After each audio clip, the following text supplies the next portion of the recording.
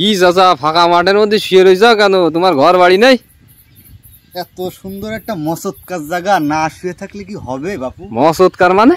ওই মসৎকার মানে যে চমৎকার। হ্যাঁ ঠিক আছে, চমৎকার হবে। এই জায়গায় যে চমৎকার জায়গা, এই যে সবুজ অরণ্য চারিদিকে, সুন্দর একটি পরিবেশ, নির্মল হাওয়া, যেটি আসলে এসির ভিতরেও মিলবে না এমন একটা পরিবেশ।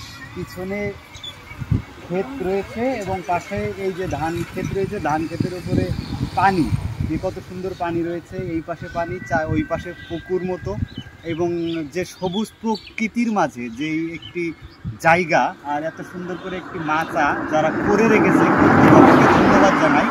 যে এই জায়গায় যদি কেউ একটু বিশ্রাম নেয় কিংবা কেউ যদি একটু আরামায়েশের জন্য এখানে সময় কাটাইতে চায়, তো অবশ্যই আমি মনে করি যে এটি কোনো বাংলো যদি থেকে থাকে সে বাংলো ফেল হয়ে যাবে।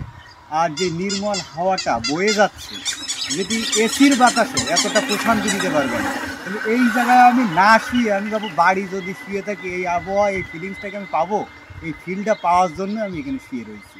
এখানে ঘুমোলেই মনে হবে যে আমি 5 স্টার হোটেলে ঘুমোয় আছি। ঠিক আছে, ঠিক আছে চাচা। অবস্থান মনিরামপুর থেকে জিগরগাছার দিকে যাইতে, এখান থেকে বাসুদেবপুর আর 8-9 কিলো আছে এই জায়গাটা। তো এই যে ঝিনাইদায় ছিল অলস ঘর বানাইছিল, যারা অলসরা বসে থাকতো, আর আমাদের এই জেলার লোকজন এখানে একটা সুন্দর ঘর বসে রেখেছে।